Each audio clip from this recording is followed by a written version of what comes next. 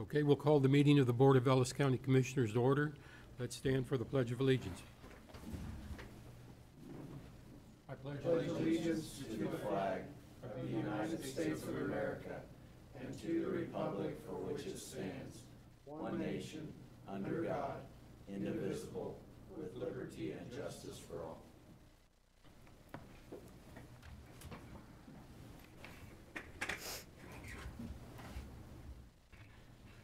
Donna, please note that Commissioner Roth and I are here and Commissioner Hazelhorse is absent tonight.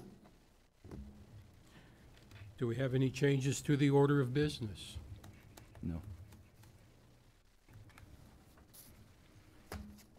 Prior minutes. Did you get a chance to go over the prior minutes? Everything looked fine to me. Okay. I believe Phil made some amendments to Couple. it. And everything looked fine to me, so the minutes will be approved as amended. Consent agenda, items A through G. Do I hear a motion to approve the consent agenda? I move we approve consent agenda items A through G as presented. I'll second that motion. All in favor say aye. Aye. Aye. Motion carries 2-0. Are there any issues on the agenda that are from persons not on the order of business? Doesn't look like it. Monthly financial report. Did you get a chance to review that report, Darren? Or Yep. Dustin, Yep. I excuse me. believe everything looked fine on there for me. Yeah, as much as I could make out, everything looked pretty good, so.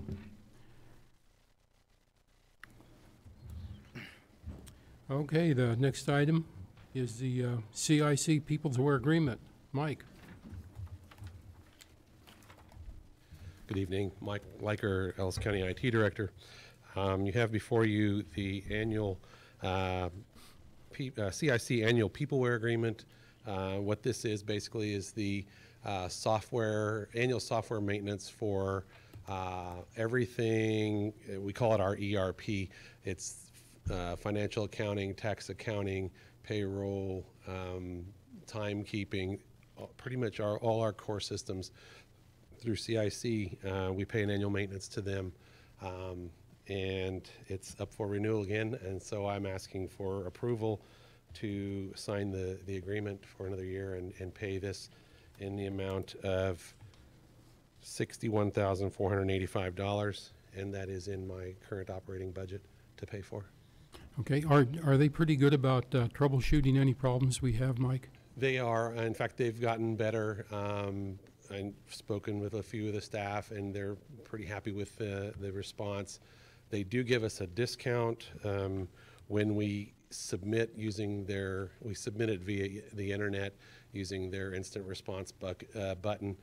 We can call them, but when we use the instant response, they give us a discount, and the more we use it, the better our discount. And this year it was $2,245. Oh.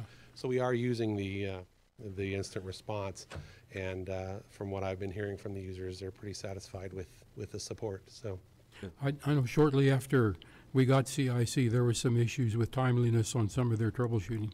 Yes, and that has improved. I mean, we've spoken with them over the last few years, and it has improved. So they are pretty responsive. Okay. So. And Donna, have they made any upgrades for us as a group when you go to their meeting every year? Right, we have what they call a symposium, Yeah. and that's when all the counties can be represented, and you don't want to miss that meeting because you vote on what the majority wishes to see improved. So that is Have there been any important. upgrades that have been beneficial to us? They have, right, Okay, right. great. We've also added a couple of features, the web portal for the treasurers and the appraisers' offices. Of course, that was something we had to pay for, but I believe they're pretty happy with that. Lisa, you're here. Have you any particular complaints or anything? So they seem to be pretty happy with their portal as well. So Great, okay. So overall, we're satisfied with the price that we're getting and the software as a package. we are accepting of the price, yes. Okay, okay. Something though that we continually shop and make sure that we're we're getting a good value, basically. Yeah, that's something that I'm gonna do this year, is kind of go out, and I actually started last year looking at what's available. There aren't a lot that are in our sector that, you know, our price range. Many of them are for the large counties and cities.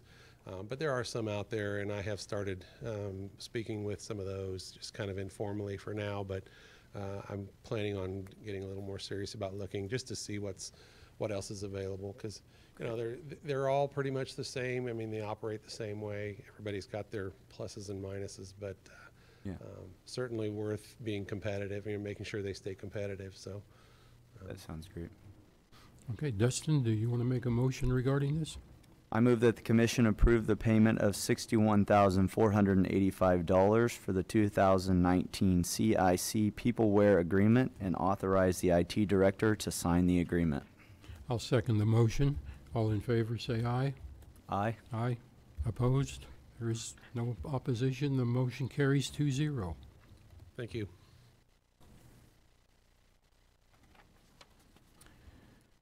Okay, the high-risk rural road grant. Bill? Good evening, Commissioners. Bill Ring, Public Works Director. In your packet tonight, you've got some information from KDOT, Kansas Department of Transportation, where every year we apply for what's known as, we call it the HRRR, or High Risk Rural Road Grant.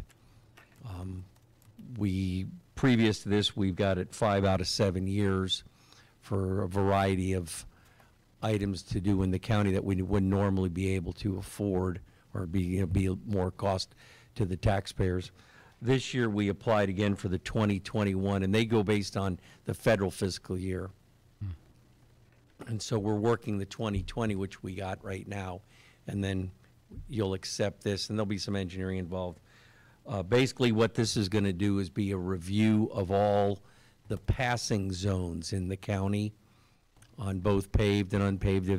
Most of them are paved, but to make sure that we've got the right striping distances, we've got the right, they call them pennants, which are the sideways triangles that say no passing zone, et cetera, to make sure we have those in the right locations and we have the right amount, et cetera.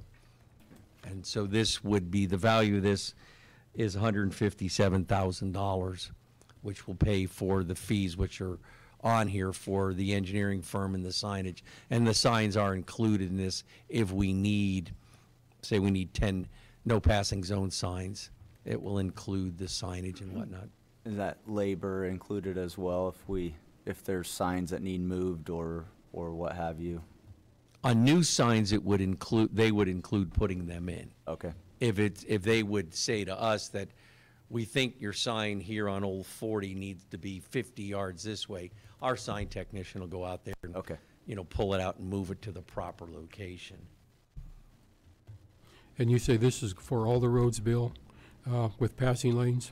All the roads that have passing lanes, if you go on about 4 pages back or 5 pages back, there's, and I could get you if you'd like a colorized copy, there's one of actually the county itself as a whole showing, like the Ellis Blacktop going north and south. It's got part of the Buckeye, it's got Old 40, et cetera. And then the next map has got some of the localized areas, like around Catherine, Mother, et cetera, those smaller snapshot maps. Mm-hmm.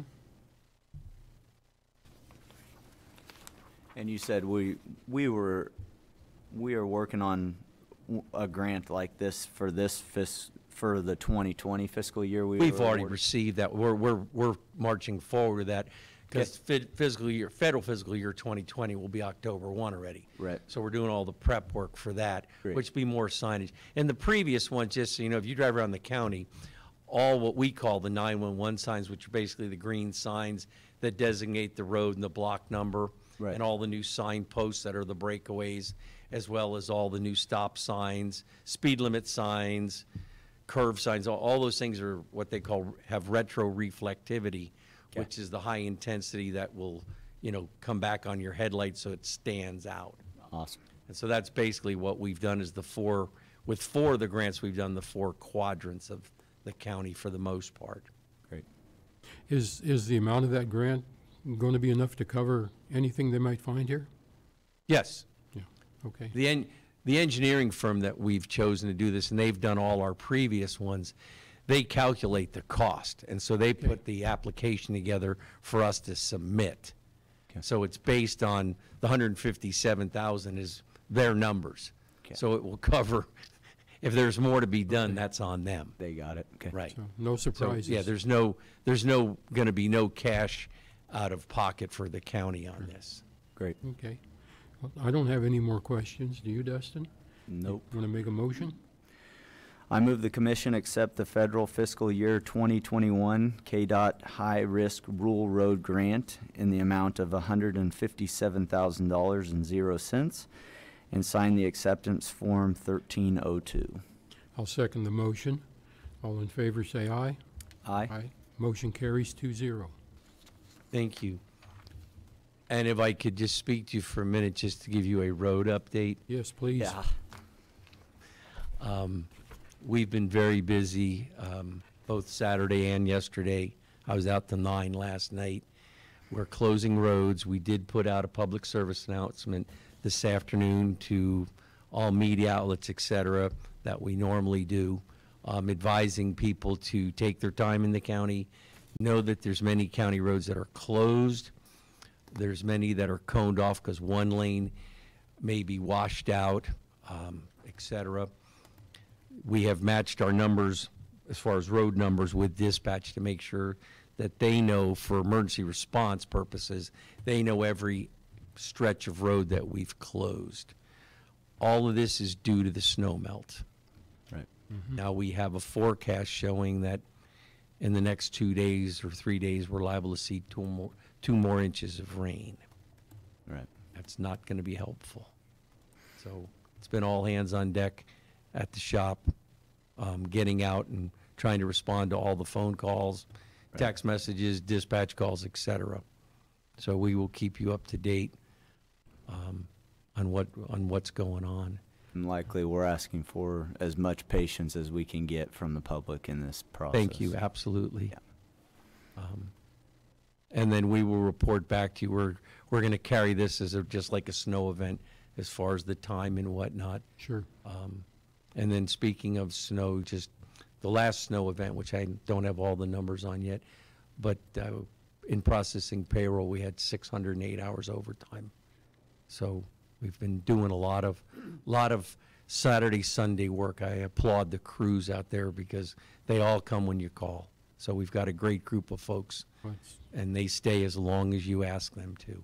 So That's I good. wanna- It shows they're dedicated. They very much so. I want to thank them publicly for their dedication and their support.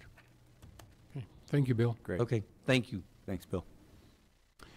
County Council reports. Bill. County Councilor Bill Jeter, I have no report tonight. Thank you. Okay.